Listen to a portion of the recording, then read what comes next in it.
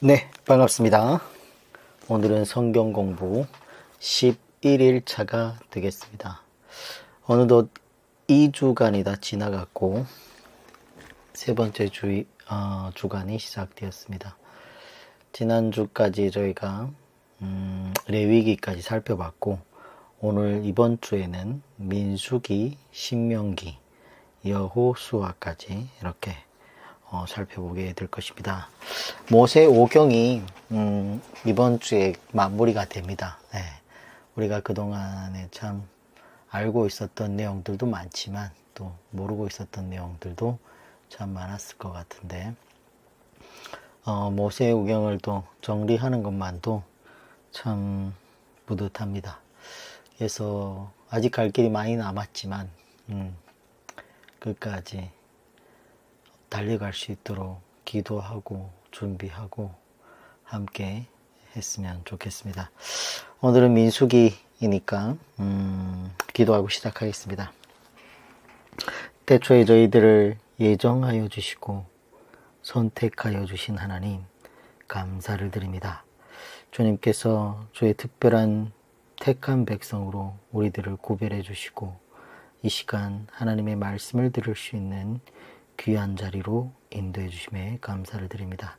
우리 삶에 있어서 매일 하루씩 1시간씩 빼서 하나님 말씀을 듣는다는 것이 참 복된 일임에도 불구하고 우리가 바쁜 현대 생활을 하면서 지금껏 습관되지 않았으므로 참 많은 노력과 힘을 써야 합니다.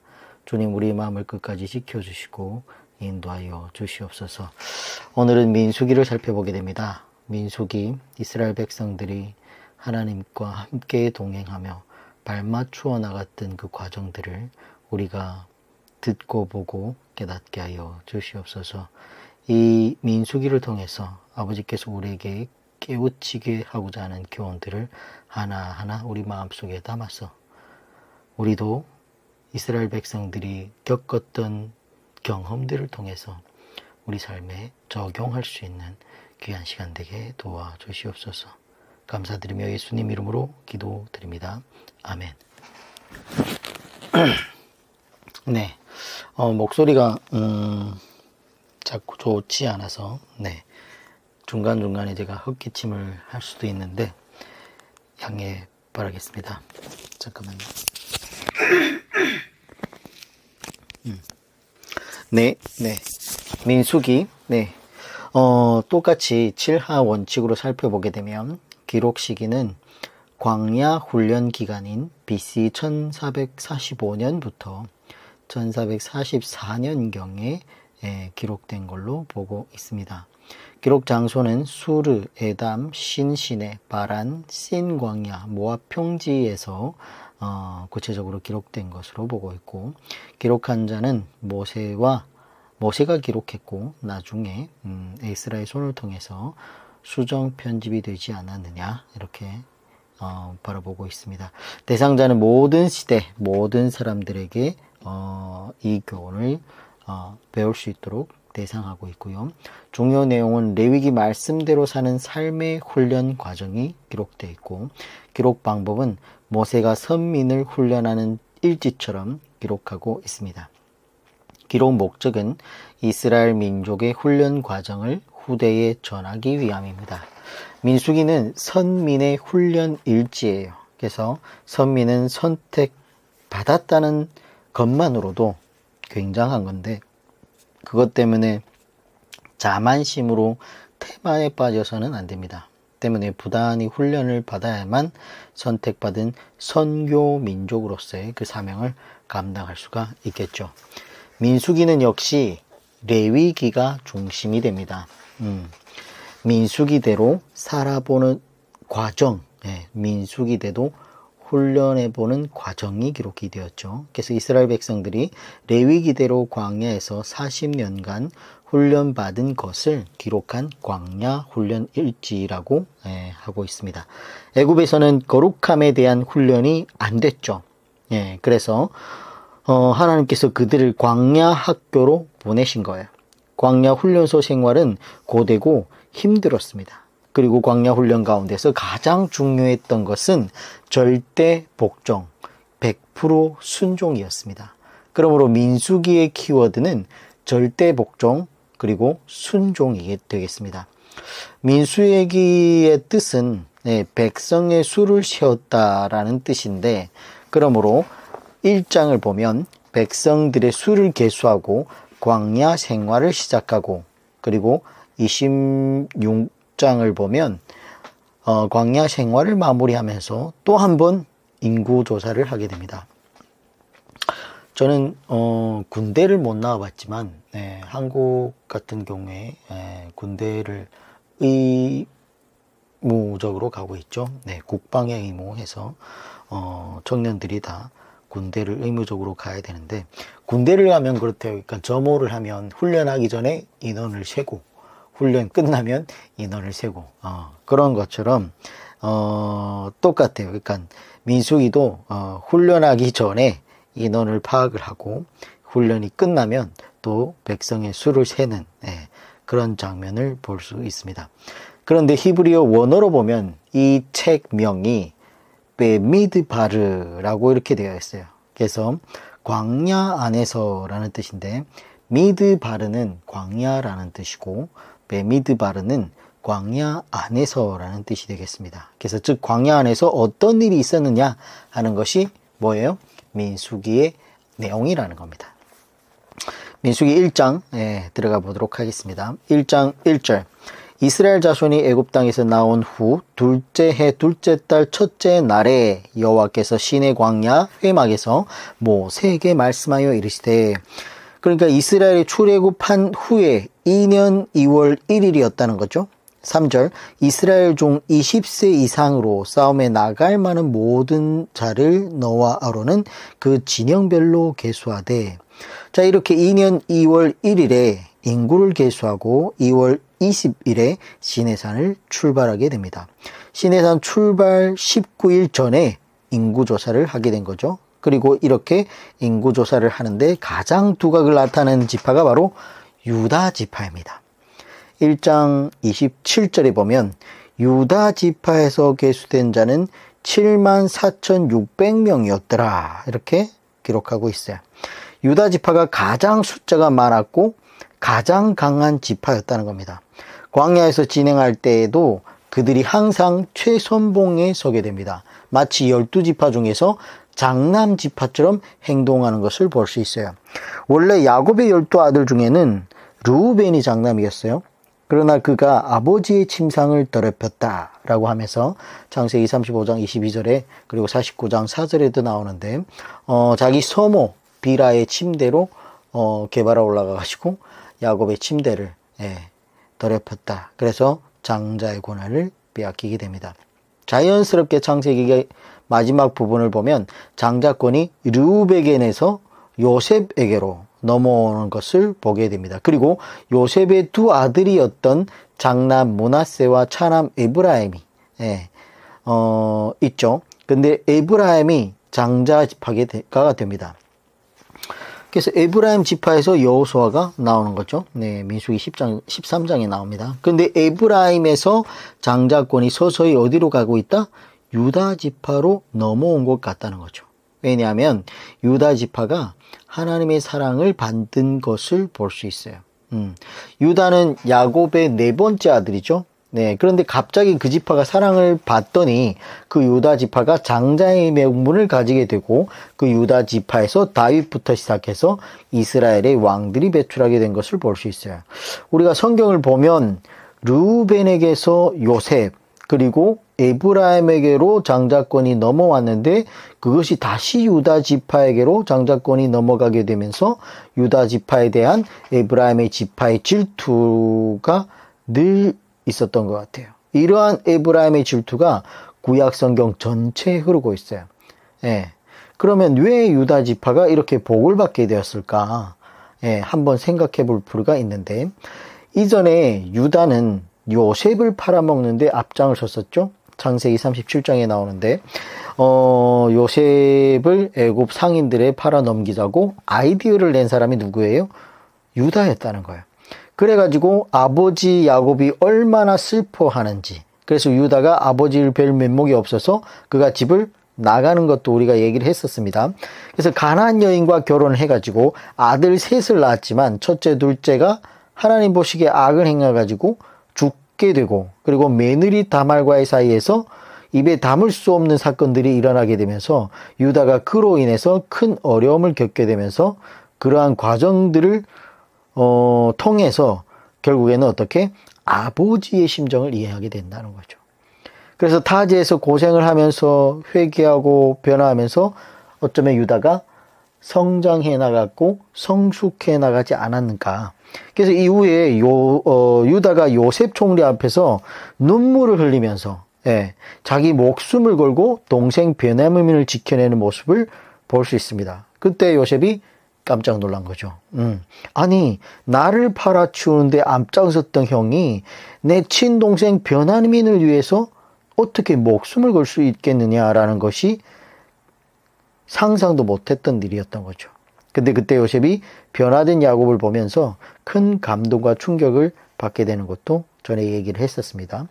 그래서 요셉이 자신을 형들 앞에서 밝히게 되죠. 그 이후로. 그때 하나님께서 이러한 유다를 보시면서 감동을 받은 것이 아닌가 추정해 볼 수 있다는 거예요. 그리고 이런 유다의 회개와 변화되는 신앙의 전통을 유다 지파 후손들이 잘 이어받은 것이 아닌가.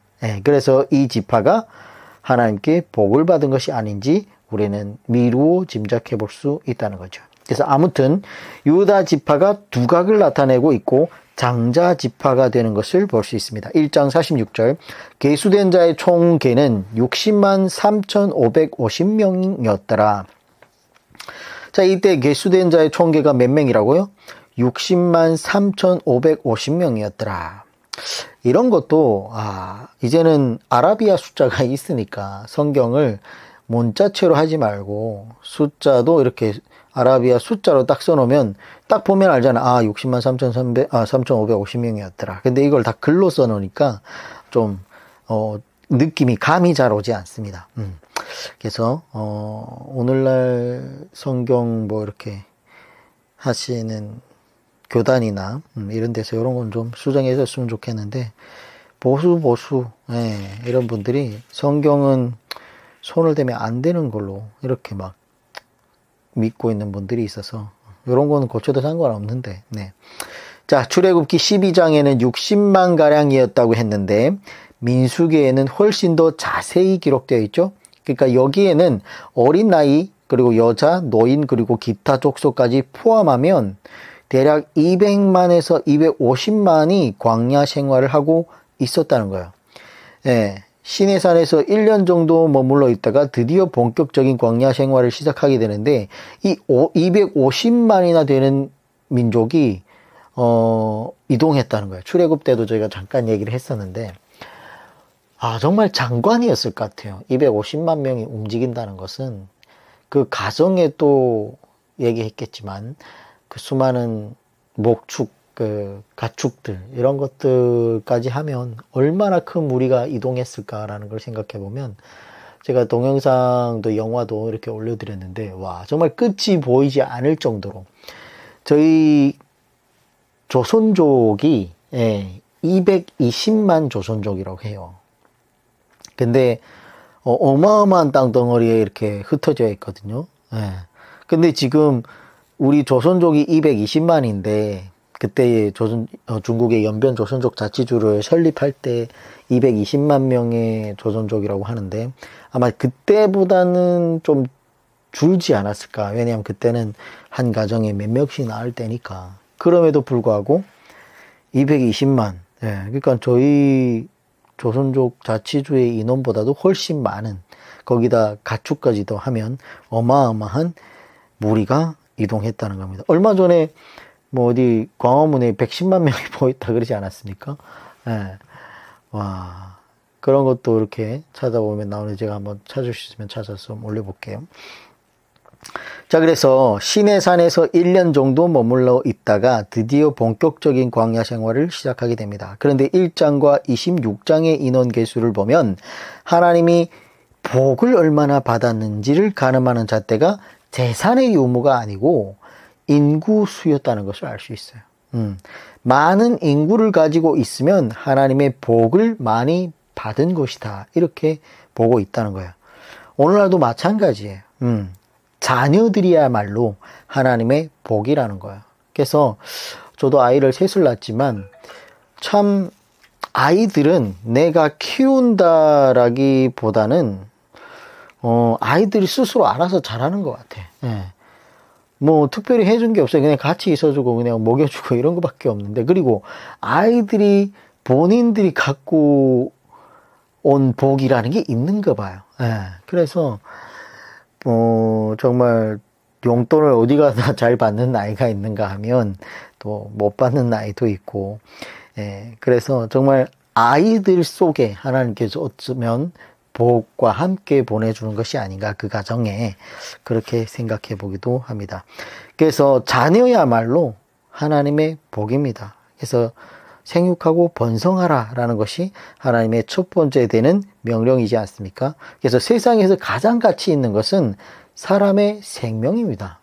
그래서 한 가정, 한 남자와 한 여자를 통해서 정말 한 아이가, 어쩌면 한 우주가, 한 세상이 태어난다는 것은 정말 가치 있는 일이죠.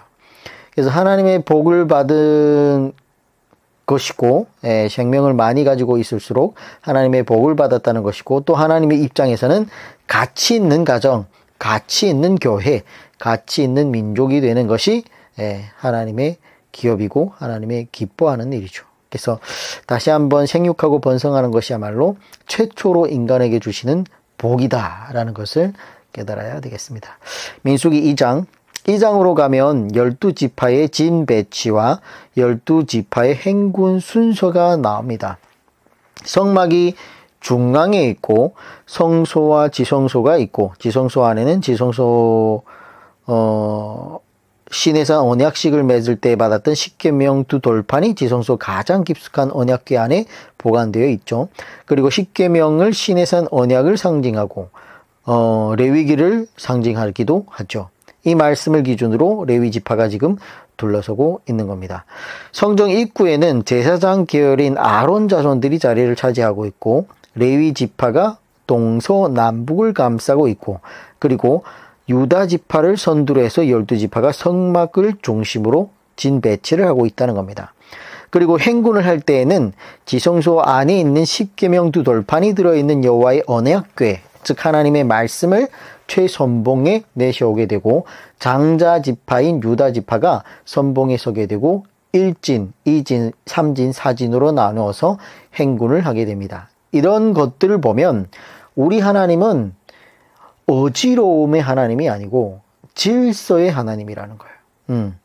모든 일을 처리할 때 품격이 있으시고 품위가 있으시다는 거예요. 십계명 두 돌판, 언약궤를 중심으로 신앙 공동체는 질서 있게 움직여야 된다고 하는 것을 볼 수 있는 겁니다. 이런 걸 통해서. 그래서 오늘날 교회를 어떻게 이끌어가야 할 것인가 하는 것은 중요한 원리와 빼대도 우리가 파악할 수 있는데, 이런 것들을 볼 때 하나님은 참 질서 있는 것을 좋아하시는구나. 교회 안의 직분도 질서 있게 각자 맡은 바 일을 분담해야 되는구나. 이런 것을 알 수 있다는 거죠. 3장으로 가겠습니다. 여기에는 레위 자손에 대한 이야기가 나오는데, 레위 자손이 하나님께 바쳐지게 됩니다. 민수기 3장 12절에 보면, 보라, 내가 이스라엘 자손 중에서 레위인을 택하여 이스라엘 자손 중에 태를 열어 태어난 모든 마지를 대신하게 하였은즉 레위인은 내 것이라. 13절, 처음 태어난 자는 다 내 것임을 내가 애굽 땅에서 처음 태어난 자를 다 죽이던 날에 이스라엘의 처음 난 자는 사람이나 짐승을 다 거룩하게 구별하였음이니 그들은 내 것이 될 것임이니라. 나는 여호와이니라. 6월절 밤에 10번째 재앙에 장자가 죽는 재앙이 있었죠.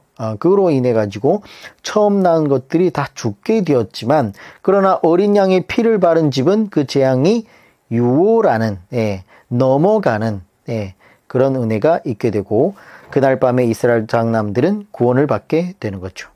그래서 구속의 은혜, 레위가 되는 겁니다. 그렇게 구원받은 자들을 하나님께서는 거룩하게 구별해가지고 하나님의 것이 되게 했다는 거예요. 그래서 처음 태어난 것은 다 하나님의 것인데 하나님께서는 그들을 대신하여 레위인들을 당신의 소유로 삼으시겠다고 이렇게 말씀하신 얘기가 바로 12절, 13절입니다.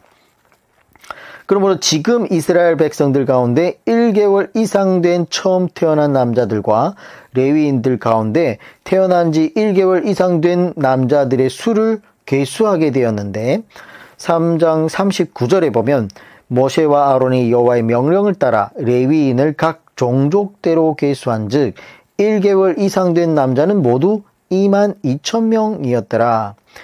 3장 43절 1개월 이상으로 계수된 처음 태어난 남자의 총계는 22,273명이었더라. 그래서 계수해 보니까 이스라엘 백성들 가운데서 1개월 이상 된 처음 난 자가 즉 장자들이 수가 22,273명이었고 1개월 이상 된 레위인 남자들의 수는 22,000명이었다는 거예요. 이처럼 레위인이 273명이 부족했던 거죠. 그래서 273 곱하기 5세계를 해가지고 1365세계를 하나님께 바치게 됩니다. 3장 50절 곧 이스라엘 자손의 처음 태어난 자에게서 받은 돈이 성소의 세겔로 1365세겔이라. 자, 이렇게 해서 레위 지파가 이스라엘 백성들의 첫 번째 태어난 사람들, 즉 장남들을 대신해서 하나님의 것이 되게 된 것이죠. 우리는 이렇게 하나님께서는 조금도 모자람이 없이 하나님의 것을 취하여 가시는 하나님의 성품을 이해할 수 있어야 된다는 거죠. 이렇게 해서 레위 지파가 하나님의 것이 되게 되면서 12지파가 어떻게 11지파가 되는데 대신 요셉 지파가 에브라임 지파와 므낫세 지파로 나뉘면서 레위 지파를 제외하고도 어떻게 다시 12지파가 되는 것을 볼 수 있습니다. 민수기 4장은 여기에서는 레위의 세 아들들에 대한 이야기가 나오는데 그들은 게르손, 고핫, 므라리입니다. 이 세 아들의 계보에 따라서 업무를 분담하는 이야기가 4장에 나옵니다. 자, 그래서 읽어보시면 아시고 민수기 5장은 부정한 사람을 처리하는 방법이 나오는데 하나님께서는 상당히 질서 정연한 것을 좋아하시고 깨끗한 것을 좋아하십니다. 그래서 사람이 귀신 들리면 가장 먼저 나타나는 증상이 더러워져요. 그래서 더러운 귀신이라고 우리 얘기하지 않습니까? 그래서 우리 주변에 만약에 너무 더럽다, 몸을 안 가꾼다, 집에 들어갔더니 난장판이다, 어쩌면 그들 속에는 귀신이 있을 수도 있다는 거예요. 자, 6장 가겠습니다. 6장에는 나시린법이 나오는데 이것은 특별 헌신법인데 레위 지파가 아니어도 하나님께 헌신할 수 있는 특별 헌신법이 있다는 거예요. 우리가 분명히 볼 수 있는 것은 하나님께서는 아무나 사용하지 않으신다는 것을 전에도 한번 얘기한 적이 있습니다. 그래서 나시린과 같이 세 속에 물들지 아니하고 자신을 거룩하게 구별하여서 잘 준비된 사람을 하나님께서 사용시켜 하신다는 거예요. 가급적이면 어릴 적부터 준비되면 더 좋다는 거예요. 어머니 뱃속부터 준비되면 제일 좋다는 거예요. 그러므로 하나님께서 어떤 사람을 쓰고 싶어 하시는지 하나님의 마음을 우리가 이런 것들을 봐도 이해할 수 있고, 그리고 어떻게 하나님이 쓸 수 있는 사람을 준비시킬 수 있느냐 하는 원리를 이런 곳에서 발견할 수 있다는 거예요. 그래서 나시린법이 바로 그런 법입니다. 그래서 중요한 것은 하나님은 아무나 쓰지 않으신다는 거예요. 그래서 정말 똑똑하고 빼어나고 명철하고 이런 아이들을 잘 길러서 하나님께 정말 주의 종으로 일할 수 있도록 보내야 돼요. 그래서 이스라엘 백성 유태인들은 정말 똑똑한 애들은 랍비를 만들려고 하고 있고 좀 덜 떨어진 애들은 야 돈이나 벌어라 그런다잖아요. 그만큼 우리도 근데 반대로 되어 있는 것 같아요. 우리는 똑똑하면은 야 서울대, 연대, 뭐 고대 가가지고 뭐 법대, 의대 이런 데를 나와라 이렇게 얘기를 하는데 그런 나이일수록 하나님께 바쳐야 되는데 좀 성적이 안 나오고 좀 말썽 부리고 이러면 신학교 나가가지고 사람이나 되라. 이렇게 얘기를 하는데 하나님이 쓰레기통이 아니지 않습니까? 네. 그래서 정말 똑똑한 아이들, 정말 명철한 아이들을 길러서 하나님의 종으로 바칠 수 있는 저와 여러분이 됐으면 좋겠습니다. 즉 하나님은 아무나 쓰지 않습니다. 받쳐지지 않은 사람이면 하나님은 인격적이라서 쓰고 있지 않다는 거예요. 자, 7장으로 가겠습니다. 7장은 성막 봉헌식 예물에 대한 말씀이 나오는데 성막이 시내산에서 10개월 만에 완성이 되고 그 성막을 하나님께 드릴 때에 12지파가 예물을 드려야 한다는 거예요. 그런데 그들이 한꺼번에 봉헌식 예물을 드리는 것이 아니고 12지파가 하루에 한 지파씩 12일 동안 드리게 하는데 성경을 보면 단락별로 지파 이름만 다르지 똑같은 내용이 12번이나 반복됩니다. 그래서 민수기 7장을 읽으면서 머리가 막 아파. 똑같은 얘기를 너무 반복하니까. 근데 이런 말씀을 처음에 읽을 때 너무 지루하다. 뭐 이렇게 해서 그냥 이렇게 그러니까 한 번에 쭉 쓰면 될 텐데 왜 지파별마다 이렇게 이름만 바꾸고 내용은 똑같은 내용을 이렇게 반복해서 쓸까? 이렇게 생각했던 적이 있는데 이런 말씀을 통해서 우리가 발견할 수 있는 것은 하나님께서는 한 지파 한 지파의 헌신과 정성을 받기를 원하셨다는 거예요. 더 나아가서 성경 전체를 통하여 알 수 있는 것은 하나님께서는 한 가정 한 가정의 헌신을 기뻐하시고 더 나아가 한 개인의 그 개인의 헌신과 정성을 기뻐하신다는 거예요. 한 인격체의 헌신과 하나님께서 진실한 소통, 진실한 사랑 고백을 하나님은 기뻐하신다는 거예요. 그러므로 교회에서 어떻게 보면 막 덤탱이 씌우듯이 하나님께 헌신해라 막 억지로 이렇게 교육을 하면 안 된다는 거예요. 한 사람이라도 정말 진실되게 하나님을 인격적으로 만나서 그 사랑에 감동하고 감사하고 감탄하여서 하나님 앞에 내 전신을 드리겠습니다라고 스스로가 고백하는 것을 좋아하지 등 떠밀려 가지고 어쩔 수 없이 한번 해볼까 이런 자세 하나님은 기뻐하지 않을 수도 있다는 거예요. 그래서 이런 것들을 봐도 하나님께서 기뻐하시는다는 의미를 여기에서 발견할 수 있어야 된다는 거죠. 자, 그런데 이렇게 한 가정 한 사람이 봉헌식 예물을 드리면 예물을 드리다가 세월이 다 가버리죠. 그래가지고 하나님께서 많이 그래도 애누리해 주셔서 12지파가 하루에 한 지파씩 예물을 드리게 하신 게 아닌가 그렇게 볼 수 있습니다. 그래서 하나님께서 기뻐하시는 예물이 하나님께서 기뻐하시는 헌신이 어떤 것인지를 이런 부분을 통해서 발견할 수 있어야 된다는 거죠. 민수기 8장. 민수기 8장은 성막 내부에 등잔 차려놓은 방법과 그리고 레위인을 하나님께 드리는 것에 대한 내용이 나오는데 8장 24절 볼게요. 8장 24절에 보면 레위인은 이같이 할지니 곧 25세 이상으로는 회막에 들어가서 복무하고 봉사할 것이요. 8장 25절 50세부터는 그 일을 쉬어 봉사하지 아니할 것이나 여기 보면 25세의 사역을 시작해서 50세에 마친다고 레위인의 복무 기간을 정해 놓으셨어요. 근데 민수기 4장을 보면 30세의 사역을 시작해서 50세의 정년이 되라고 했다는 거예요. 민수기 4장 3절에 곧 30세 이상으로 50세까지 회막의 일을 하기 위하여 그 역사에 참가할 만한 모든 자를 계수하라. 4장 23절 30세 이상으로 50세까지 회막에서 복무하고 봉사할 모든 자를 계수하라. 이렇게 민수기 4장에는 30세 이상이라고 이렇게 나오는데 8장에서는 왜 25세에 시작해서 50세에 마칠 것이라고 해가지고 5년의 차이가 있느냐. 같은 성경인데 왜 이렇게 5년의 차이가 있을까.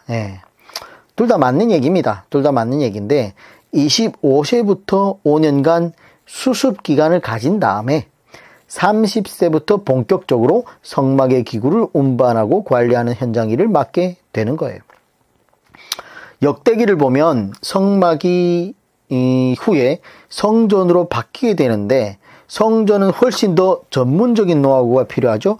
그래서 다윗 시대에는 20세에 들어가서 30세까지 수습 기간을 가졌고 30세부터 50세까지 본격적으로 성전 현장 일을 맡도록 했던 것을 볼 수 있어요. 역대상 23장 27절에 보면 다윗이 유언대로 레위 자손이 20세 이상으로 계수되었으니 이렇게 된다는 거죠. 그래서 우리가 하나님의 일을 할 때에 바로 하나님의 일을 하겠다고 하는 것은 안 되는 겁니다. 이처럼 하나님의 성막을 운반하는 단순한 노동도 5년이라는 수습기간이 필요했다면 오늘날 하나님의 말씀을 연구하고 설교하고 성경을 가르치고 성도들을 목양하는 목회자는 어떠해야 되겠다는 거죠. 하루아침에 목회자가 된다? 말이 됩니까? 근데 어떤 분은 어떤 유명한 목사라고 하는데 저는 그분 목사라고 보지는 않습니다. 그분은 1년 반 만에 1년 반 만에 목사 안수를 준다. 그래가지고 신학교를 만들었다고 하는데 말이 안 된다는 거예요. 성경적이지 않다는 거예요. 하나님이 일을 하는데 다윗 시대 성전 시대는 뭐예요? 10년 동안 수습 기간을 거친다. 그래서 오늘날 정상적인 목회자가 되려면 학부 4년, 그리고 석사 과정 3년, 강도사 과정 2년, 그리고 또 1년 해가지고 총 얼마에 11년이 걸려야 목사 안수를 받을 수 있습니다. 그게 정상적이라는 거예요. 그래서 지금 저도 신학을 하고 있지만 2년 됐어요 이제. 앞으로 8년이 넘게 남았다. 네, 막막하죠. 네, 그래서 이번에 참 기말고사도 치고 이러면서 그래서 또 저희 시흥예슬아교회가 이제 또 신학 학비를 또 후원을 해 주셔가지고 공부를 좀 열심히 했더니 이번에는 그래도 점수가 꽤 잘 나와서 100점짜리 2개 나왔고 97점짜리 하나 나왔고 그다음 80점짜리 2개 이렇게 나왔더라고요. 그래서 좀 그래도 노력한 만큼 성적이 제가 시험을 잘 치는 것 같아요. 네, 공부를 이렇게 주구장창 열심히 하는 게 아니라 막판에 몰아서 하는 스타일이라서 피곤했던지 입도 다 터지고 그랬습니다. 자, 뭐 무슨 얘기가 여기 빠졌죠. 자, 그래서 하나님의 일을 하는 것이 하나님의 종이 된다는 것이 그리고 무엇보다도 목회자가 되어야 된다는 것이 정말 오랜 기간 동안 단련하고 훈련하고 준비하고 네, 신약 성경에도 사도 바울도 다메섹 도장에서 예수님을 만나고 바로 사도가 됐던 게 아니에요. 자기 고향으로 가가지고 10년 동안 준비를 했어요. 10년 동안 지금까지 자기가 알고 있었던 것과 또 성령님께서 주신 것을 통해서 또 정리하고 이러면서 사도 바울이 될 만큼 실력이 있는 사람이 됐다는 거죠. 그래서 이런 것만 봐도 사람은 로봇이 아니고 인격체이기 때문에 그만큼 시간과 경험과 훈련이 반드시 필요하다는 것을 이런 것을 통해서 볼 수 있습니다. 9장으로 가겠습니다. 9장 1절 애굽 땅에서 나온 다음에 첫째 달에 여호와께서 시내 광야에서 모세에게 말씀하여 이르시되 9장 2절 이스라엘 자손에게 유월절을 그 정한 기일에 지키게 하라. 이제 이스라엘 백성들이 출애굽한 다음 해 1월이 되었죠. 그래서 14일이 되어가지고 두 번째 유월절을 지금 맞이했다는 거예요. 11절 9장 11절 둘째 달 14째 날 해질 때에 그것을 지켜서 어린 양의 무교병과 쓴 나무를 아울러 먹을 것이요. 자, 여기에서 중요한 것은 1월 14일에 유월절을 지키지 못했다면 그 다음 달인 2월 14일이라도 반드시 지켜라는 얘기를 하고 있습니다. 여기서 우리가 알아야 하는 것이 뭐냐면 성도로서 마땅히 해야 할 일을 제때 하는 것이 가장 좋고 부득이하게 지키지 못했다면 시간이 지났다고 해서 그만이라고 하지 말고 반드시 마땅히 행하여 지켜야 하고 오히려 제때에 하나님과의 약속을 지키지 못한 것을 죄송하게 생각하면서 후에라도 더 정성껏 지켜야 된다는 것을 볼 수 있습니다. 예를 들면 뭐 절기 같은 거 추수감사절이나 맥추감사절이나 뭐 이런 것들을 우리가 못 지켰어. 어쩔 수 없이. 그러면 지켜야 된다는 거예요. 9장 13절. 그러나 사람이 정결하기도 하고 여행 중에도 잊지 아니하면서 유월절을 지키지 아니하는 자는 그 백성 중에서 끊어지리니 이런 사람은 그 정한 기일에 여호와께 헌물을 드리지 아니하였은즉 그의 죄를 담당할지며.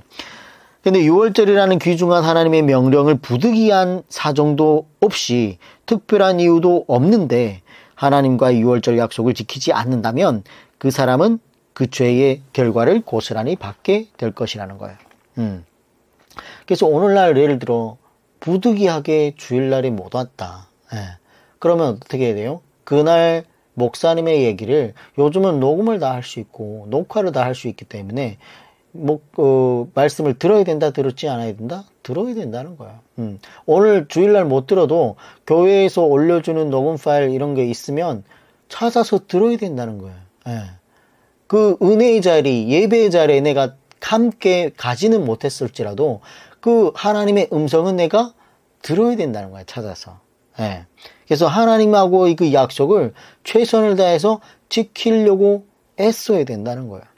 자, 이제 마지막으로 9장 15절부터 보면 여기에는 구름 기둥과 불 기둥이 나오는데 제가 쭉 한번 읽어 드릴게요. 민수기 9장 15절부터 23절까지 제가 읽어드리도록 하겠습니다. 성막을 세운 날에 구름이 성막 곧 증거의 성막을 덮었고 저녁이 되면 성막 위에 불 모양 같은 것이 나타나서 아침까지 이르렀으되 항상 그러하여 낮에는 구름이 그것을 덮었고 밤이면 불 모양이 있었는데 구름이 성막에서 떠오르는 때에는 이스라엘 자손이 곧 행진하였고 구름이 머무는 곳에 이스라엘 자손이 진을 쳤으니 이스라엘 자손이 여호와의 명령을 따라 이런 건 밑줄 치면 좋습니다. 행진하였고 여호와의 명령을 따라 진을 쳤으며 구름이 성막 위에 머무는 동안에는 그들이 진영에 머물렀고 9장 19절 구름이 성막 위에 머무는 날의 오래 때에는 이스라엘 자손이 여호와의 명령을 지켜 행진하지 아니하였으며 9장 20절 혹시 구름이 성막 위에 머무는 날이 적을 때에도 그들이 다만 여호와의 명령을 따라 진영에 머물고 여호와의 명령을 따라 행진하였으며 혹시 구름이 저녁부터 아침까지 있다가 아침에 그 구름이 떠오를 때에는 그들이 행진하였고 구름이 밤낮 있다가 떠오르면 곧 행진하였으며 이틀이든지 한 달이든지 1년이든지 구름이 성막 위에 머물러 있을 동안에는 이스라엘 자손이 진영에 머물고 행진하지 아니하다가 떠오르면 행진하였으니 곧 그들이 여호와의 명령을 따라 진을 치며 여호와의 명령을 따라 행진하고 또 모세를 통하여 이르신 여호와의 명령을 따라 여호와의 직임을 지켰더라. 자, 그래서 이스라엘 백성들이 그동안은 애굽에서 자기 마음대로 혼자 걸어왔다면 이제는 어떻게? 하나님과 함께 걷는 법, 하나님과 함께 동행하는 법을 철저하게 훈련받고 있는 것입니다. 당시에는 하나님께서 이렇게 구름 기둥과 불 기둥으로 그들을 인도하셨다는 거예요. 그러면 본문에서 가장 강조하고 있는 것이 뭐예요? 여호와의 명령을 따라 여호와의 명령을 지켜라는 말씀이 계속 반복되고 있어요. 그러므로 오늘날의 구름 기둥과 불 기둥은 뭐예요? 하나님의 말씀이죠. 지금은 하나님의 계시가 요한계시록까지 해서 완성되었기 때문에 오늘날의 구름 기둥과 불 기둥은 성경 말씀이에요. 우리가 이 세상을 살아가면서 다른 것을 따라 살 것이 아니라 다른 것에 발을 맞춰서 나아갈 것이 아니라 창세기부터 요한계시록까지 하나님의 말씀을 따라 나아가고 멈춰서야 한다는 거예요. 그래서 교회가 세상 유행을 따라, 세상을 따라, 아니면 자기가 하고 싶은 대로, 아니면 성도들이 원하는 대로, 대중들이 바라는 대로 그렇게 교회를 이끌어가거나 이끌어가면 안 되고 반드시 하나님의 말씀을 따라 행진하고 하나님의 말씀을 따라 멈춰서는 신앙 공동체가 되어야 된다는 거예요. 그런데 말씀을 안 가르치고 안 배우면 알 수 있겠냐고요. 모른다는 거니까. 민수기 10장 가겠습니다. 드디어 이스라엘 백성들이 구름 기둥을 따라 나팔 신호에 맞춰서 시내 광야를 출발하는 그런 장면이 기록되어 있는데 그들이 드디어 출발하게 됩니다. 10장 11절 둘째 해 둘째 달 스무 날에 구름이 증거의 성막에 떠오르매.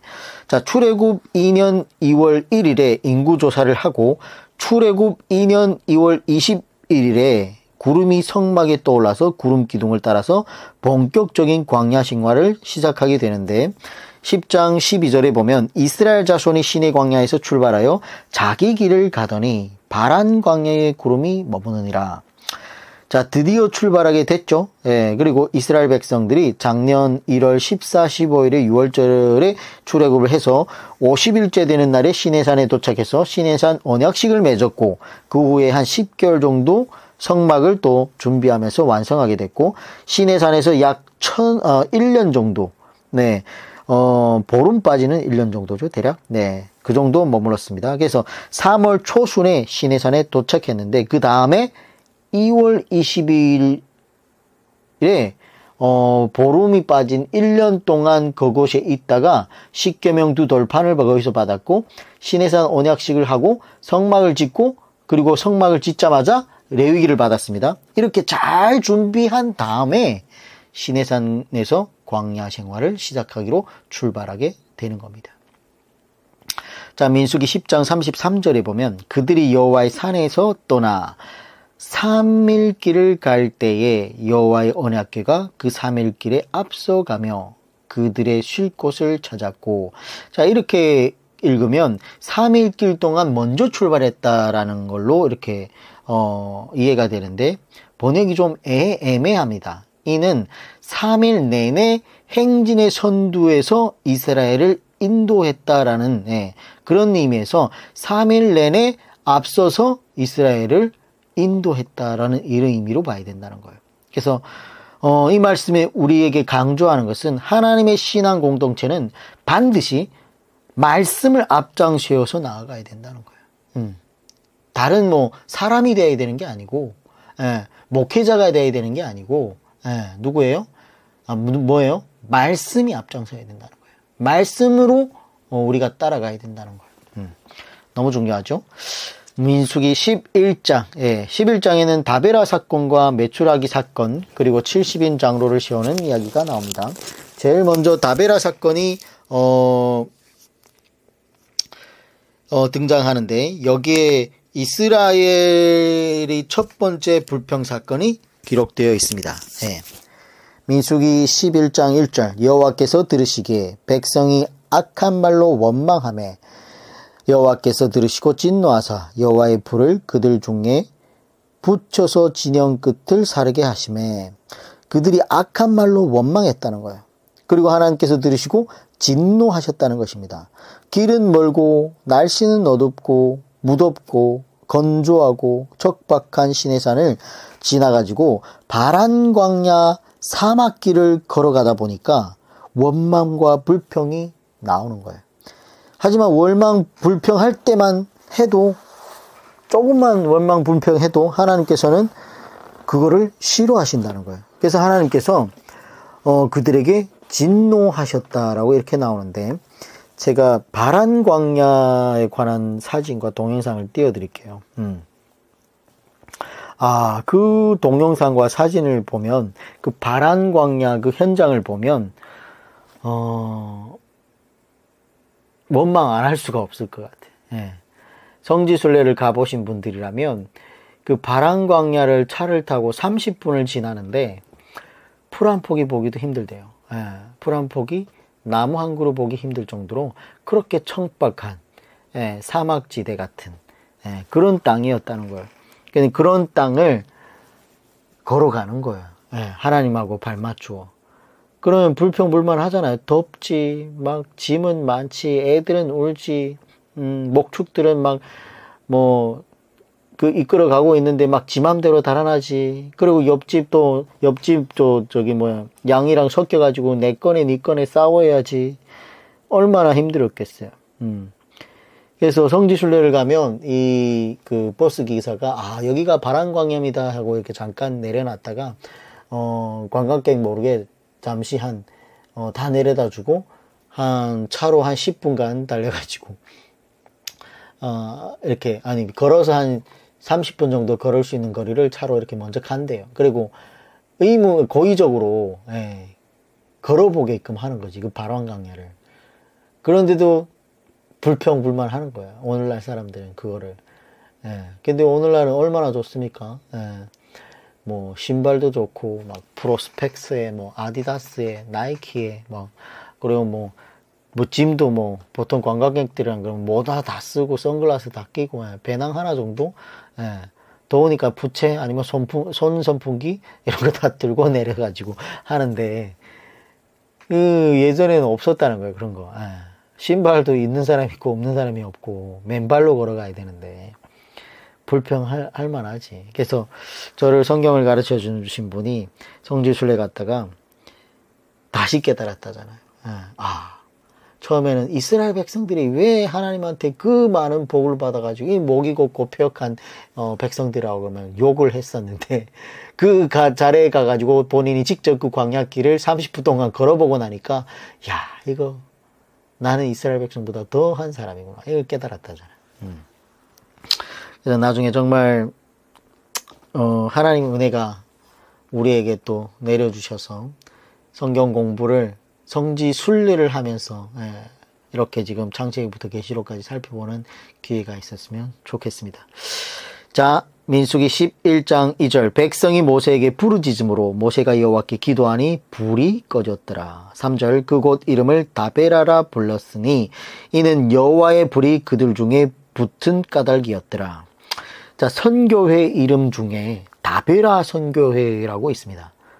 그렇게 지은 데가 있더라고요. 근데 이 다베라라는 말이 불사름이라는 뜻인데, 이것이 성령의 불이라고 오해를 했는지 이거를 다베라 선교라고 이렇게 지었다는 거예요. 좋은 뜻인 줄 알고. 근데 이 불은 심판의 불입니다. 하나님이 진노하셨잖아요, 지금. 그런 뜻인 줄도 모르고 지금 다베라 선교회라고 이래 지어놨는데 참 놀랍습니다. 그래서 앞뒤 문맥을 잘 보지 않고 그냥 불이라 그러면 무조건 성령이 불인 줄 알고 그렇게 지었는데, 성경을 제대로 안 본 오늘날의 교회의 문제죠. 자, 4절.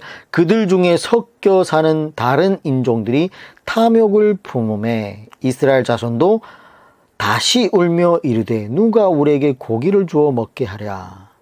5절. 우리가 애굽에 있을 때는 값없이 생선과 오이와 참외와 부추와 파와 마늘들을 먹은 것이 생각나거든.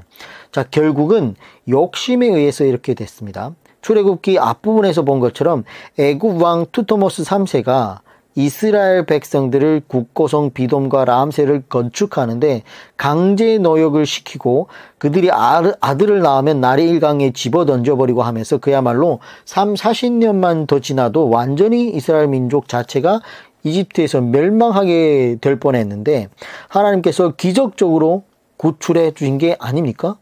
그런데 이스라엘 백성들이 그거를 기억하지 못한다는 거야. 그래서 불평하면서 이런 말도 안 되는 소리를 하고 있다는 겁니다. 애굽에 있을 때 더 좋았다. 그때는 생선과 오이와 참외와 부추와 파와 마늘들을 우리가 값없이 먹었던 때가 좋았다. 이런 얘기를 하고 있다는 거예요. 그러니까 하나님께서 얼마나 속상하겠냐는 거죠. 마음이 상하는 거죠, 하나님도. 여기서 우리가 생각할 수 있는 것은 이때부터 하나님께서 이스라엘 백성들을 때리기 시작했다는 겁니다. 근데 그 시점을 보면 언약을 주신 이후에는 때리기 시작한 겁니다. 다시 말하면 말씀을 주신 이후에는 때리기 시작했다는 겁니다. 그러니까 언약과 말씀을 주기 전에는 때리지 않았어요. 근데 약속을 했잖아요. 우리 출애굽기 봤잖아요. 레위기 봤잖아요. 하나님하고 약속을 했잖아요. 우리가 다 주의 말씀대로 준행하겠나이다 라고 약속을 했잖아요. 비록 피로 세운 언약이지만 약속을 했잖아요. 그래서 시내산 언약 그리고 레위기를 받은 이후에는 말씀을 니네 이제 알지 않느냐 하면서 그 말씀을 기준으로 때리시는 거예요. 11장 8절. 백성이 두루다니며 그것을 거두어 맷돌에 갈기도 하며 절구에 찢기도 하고 가마에 삶기도 하여 과자를 만들었더니 그 맛이 기름 섞은 과자 맛 같았더라. 만나에 대한 맛 평가가 나오는데 현재 이스라엘 백성들이 만나를 먹은 지 1년 정도 지났습니다. 근데 출애굽기 16장 31절을 보면 이스라엘 족속이 그 이름을 만나라 하였으며 가시같이 희고 맛은 꿀 섞은 과자 같더라 이렇게 평가를 했어요. 그때는. 근데 지금은 뭐예요? 1년 정도 만나를 먹고 나니까 그 맛이 기름 섞은 과자 맛 같더라 라고 맛이 바뀌었죠. 평가가. 1년 정도 먹으니까 어째요? 이제는 입에 물리는 거예요. 예. 그리고 나중에는 또 어떻게 바뀌었습니까? 민수기 21장 5절에 가면 백성이 하나님과 모세를 향하여 원망하되 어찌하여 우리를 애굽에서 인도해 내어 이 광야에서 죽게 하는가? 이곳에는 먹을 것도 없고 물도 없도다. 우리 마음이 이 하찮은 음식을 싫어하노라 하매 이렇게 바뀝니다. 예. 우리 인간의 마음이 이렇다는 거예요. 예. 죄인들의 마음이 이렇다는 거예요. 하나님의 그 수많은 은혜를 받고도 본인이 고난에 닥치고 어려움에 닥치면 하나님을 원망한다니까요. 사람이 하나님의 사랑과 은혜를 잊어버리고 이렇게 바뀐다는 거예요. 하나님의 은혜 앞에서 변하면 참 곤란한데 우리가 다윗처럼 하나님의 동일하신 은혜 앞에 늘 새로운 마음을 가질 수 있는 신앙인이 되어야 하는데 그들은 하나님의 은혜를 새로운 마음으로 받아들이지 못했다는 거예요. 자, 그래서 이 불평을 계기로 모세가 하나님, 이 백성을 내가 낳았습니까?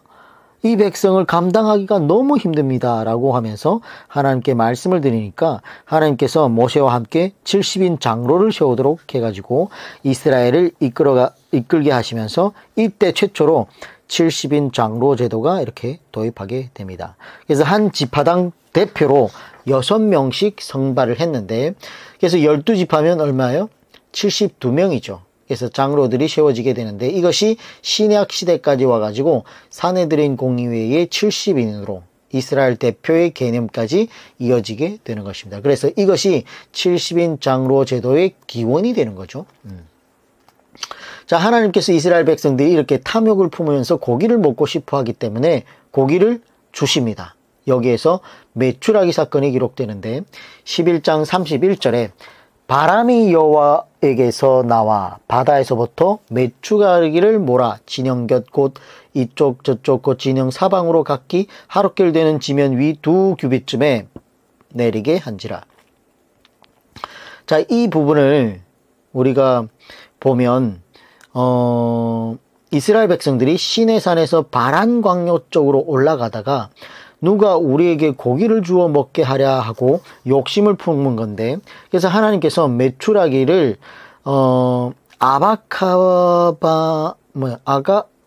바만을 따라 날아갈 때에 하나님께서 강한 바람을 불게 해가지고 이스라엘 진영 위에 떨어지게 하신 거로 봅니다. 이렇게 해가지고 수많은 새떼들이 이스라엘 진영에 떨어지게 되는데 이스라엘 백성들이 메추라기를 잡게 되는 거죠. 그래서 하루길 되는 지면 위에 2규빗쯤 떨어졌다고 하니까 하루길이라고 하면 보통 한 32km 정도를 이렇게 얘기를 한다고 해요. 그리고 반경은 뭐 그러니까 그 정도 32km 정도의 반경 안에 2규빗이라고 하니까 한 규빗이 팔꿈치부터 손가락까지라고 했죠. 그래서 45cm라고 했을 때 2규빗이면 90cm 정도로 메추라기가 쌓였다는 거예요. 어마어마하게 쌓였죠. 어제 저희 교회에서 예배 드릴 때 요엘서를 보면서 그 메뚜기 떼를 동영상으로 제가 보여드렸는데 아마 그 정도로 많이 날라오지 않았을까 생각을 해봅니다. 민수기 11장 32절 백성이 일어나 그날 종일 종야와 그 이튿날 종일토록 메추라기를 모으니 적게 모은 자도 10호멜이라 그들이 자기를 위하여 진영 사면에 펴두었더라. 자기를 위하여 밑줄 치며 줬습니다. 자, 잠도 안 자고 지금 주었다는 거예요. 그러니까 욕심이 얼마나 충만한지 종일 종야 그러니까 이튿날 종일토록 하나님의 일을 이렇게 하면 얼마나 좋겠습니까? 그래서 적게 모은 사람도 10호멜인데 이것은 한 2270리터 정도의 양이라는 거예요. 그러니까 우리가 한 마리를 대략 한 2리터로 계산을 해도 적어도 한 사람당 1000마리 이상을 잡았다는 거예요. 정말 엄청난 양의 메추라기를 지금 잡은 거죠. 그리고 그것을 보관하면 어떻게 해요? 각을 뜯고 내장을 제거하고 햇빛에 말려야 되는 것인데, 그야말로 이스라엘 진영 사방에 메추라기들이 널려 있었을 거예요. 근데 이때 이스라엘 백성들이 왜 그렇게 종일종야를 잡았냐면, 32절 마지막을 보면 뭐예요? 자기들을 위하여 그렇게 했다는 거예요. 자기 욕심에 가득 차서. 만약 오늘날에 어떤 돈바구니가 하늘에서 떨어져 가지고 막 쏟아져 내리고 있어요. 5만원권이. 어떡하겠어요? 예. 종일종일 죽지 않겠습니까? 예. 똑같다는 거예요. 똑같아. 그래서 정말 먹을 것이 있고 입을 것이 있고 하나님과 함께 동행할 수 있고 하나님의 말씀으로 깨달을 수 있으면 참 복인데, 욕심이 너무 과해가지고 자기들을 위하여 무엇이든지 만들려고 하고 있고 이러면 안 된다는 겁니다. 민수기 11장 33절, 고기가 아직 이 사이에 있어 씹히기 전에 여호와께서 백성에게 대하여 진노하사 심히 큰 재앙으로 치셨으므로 그곳 이름을 기브롯 핫다와라 불렀으니 욕심을 낸 백성을 거기 장사함이었더라. 자, 이런 것만 보면 이스라엘 백성들이 불평불만을 하죠. 그랬더니 모세가 기도를 했더니 하나님, 이 백성들을 내가 낳았습니까? 난 이 백성들 때문에 못 살겠습니다. 이렇게 했더니 어떻게 해요? 고기를 먹고 싶다 하니까 하나님께서 응답해 주잖아요. 메추라기를 보냅니다. 근데 뭐예요? 먹기도 전에, 이 사이에 있어 씹히기 전에 하나님께서 그냥 아구통을 돌려버리죠. 그냥. 그래서 응답해 주지만 하나님께서 기쁘지 않게 응답해 주는 것도 있을 수 있다는 거예요. 여러분들이라고 하면 안 돼요. 저와 여러분들이 하도 때론 기도를 할 때 너무 주세요, 이런 그냥 달라는 얘기밖에 안 하니까 상황 파가 해결해 달라고 그냥 막 금식하고 막 매달리고 하나님 보좌를 흔들려고 막 접어들고 이러니까 하나님이 응답하지만 기쁘지 않게 응답하는 것이 있다는 거예요. 결국 이 사람들이 어떻게 했다? 욕심을 낸 백성을 거기 장사함이었더라. 결국 다 죽여버리잖아요, 하나님. 기브롯 핫다와 탐욕이 무덤이라는 뜻입니다. 이게 하나님께서 그들을 치셔서 욕심을 낸 백성들을 그곳에 장사하셨다는 거예요. 그러면 이 메추라기 사건은 교훈이 뭐예요? 하나님께서 이스라엘 백성들에게 고기를 먹이셨다는 것이 아니고 인간의 욕심으로 하나님의 엄중한 심판을 받았다는 게 교훈이 되어야 되겠습니다. 그래서 우리가 하나님을 고백할 때 하나님께서 이스라엘 백성들을 출애굽시키셔서 그들을 구름과 불기둥으로 인도하시며 만나와 메추라기를 내리셨다고 하기도 하는데, 사실은 메추라기를 빼야 돼요. 만나를 내려준 게 맞고 먹으라고. 근데 메추라기는 어떻게? 광야 생활 동안에 계속 있었던 일이 아니라 여기 딱 한 번 나오는 것이고, 그리고 하나님의 심판이었다는 것을 알아야 됩니다. 그들이 이에 씹히기도 전에 하나님께서 큰 재앙으로 그들을 쳤다는 거예요. 그러면 하나님의 자비와 보호를 표현할 때에는 만나는 포함할 수 있지만 메추라기는 빼야 됩니다. 그래서 이런 것도 성경을 모르고 애굽에서 인도해내시고 구름 기둥과 불 기둥으로 인도해내시고 만나와 메추라기를 내리신 인자하신 하나님, 이렇게 얘기를 하면 안 맞다는 거예요. 그래서 메추라기는 빼는 것이 맞다. 자, 이렇게 성경을 보면 이스라엘 백성들이 40년 동안 11번 정도 불평을 합니다. 근데 처음에 한 2년 동안 9번 불평을 해버려요. 그래서 40년 마지막에 2번 불평을 하지만 대부분은 어디에? 앞부분에 대해 했다는 거예요. 그러니까 앞부분에 그 생활이 적응이 안 됐고 아직 이럴 때 불평을 가장 많이 했다는 거예요. 근데 정말 40년 동안 11번 정도 불평을 했다. 그럼 2년에 한 번꼴로 불평했다는 걸로 밖에 안 보이는데, 솔직히 그러면 불평한 거 아니에요. 오늘날 우리였으면 그 땅 그 환경에서 이스라엘 백성과 같은 환경이었다면 더 불평했을지도 몰라요. 지금 이렇게 좋은 환경에 살아가면서도 불평을 하고 있는데, 그때 그 땅에 있었으면 정말 누가 그러잖아요. 이스라엘 백성, 하도 이스라엘 백성이니까 모세를 안 때려 죽었지. 오늘날 우리 같으면 다 때려 죽었을 것이다. 네, 그런 얘기를 합니다.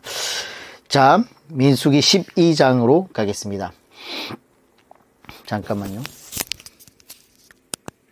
네, 1시간 정도 녹음이 되는데 12장까지 하고 마무리하겠습니다.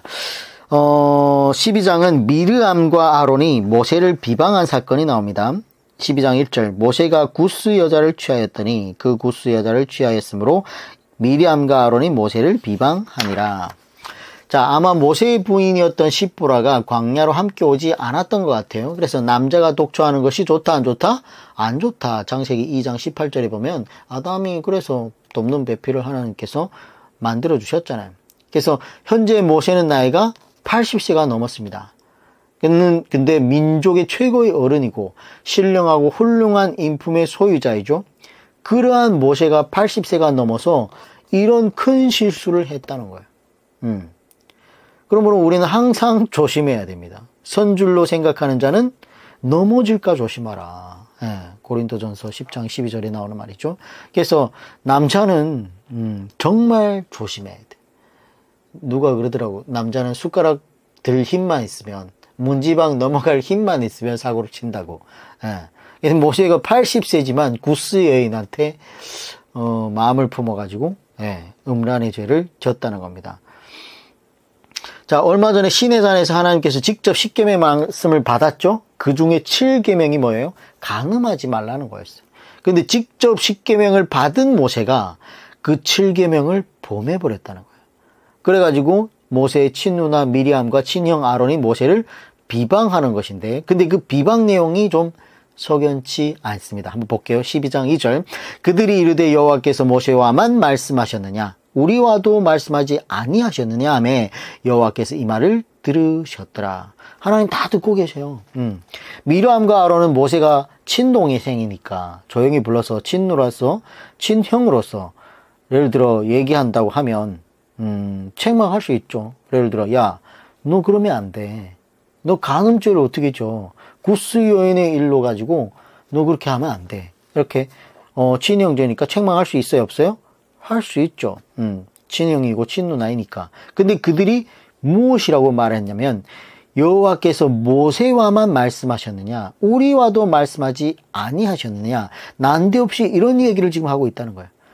모세, 너 왜 이방 여인을 간음했어? 라고 책망한 것이 아니라 우리가 조금만 생각해보면 미리암과 아론이 평소에 모세의 권위에 시기 질투하는 생각이 있었다는 것을 이런 모습에서 볼 수 있다는 거예요. 알 수 있다는 거예요. 우리는 그런 것을 읽어내야 된다는 겁니다. 그들이 시기와 질투와 불평은 모세의 권위와 리더십에 대해서 평소에 불만이 있었다는 것을 볼 수 있다는 거예요.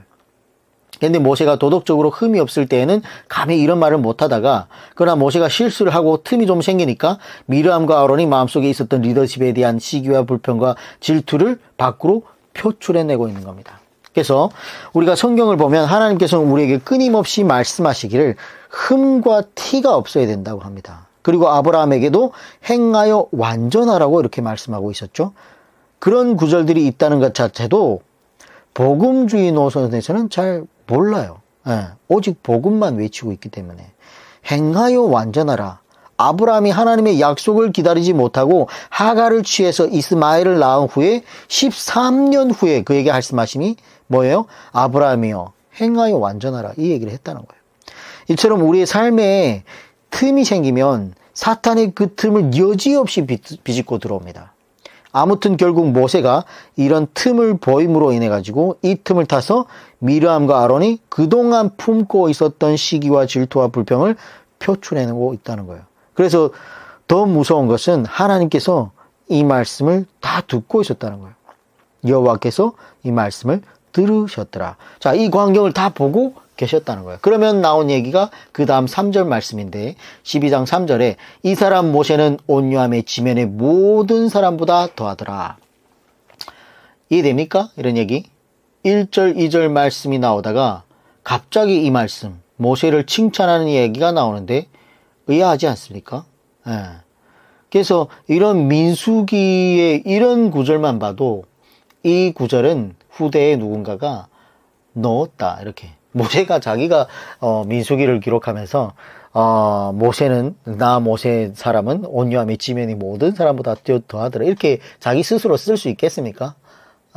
못 쓴다는 거죠. 그래서 추성해 보기로는 모세가 미르암과 아론의 비방으로 들은 것이 아니라 자신의 죄에 대한 책망으로 들었을 것이라는 거죠. 그래서 조용히 입을 닫고 묵묵히 온유한 자세를 보이고 있으니까, 그래서 3절을 통해서 그것을 유추해 볼 수 있다는 거예요.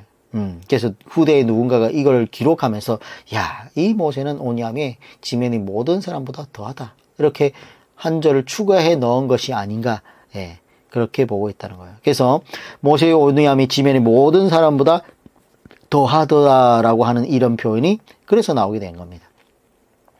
자, 우리도 살아가다 보면 완벽하지 않잖아, 인간이.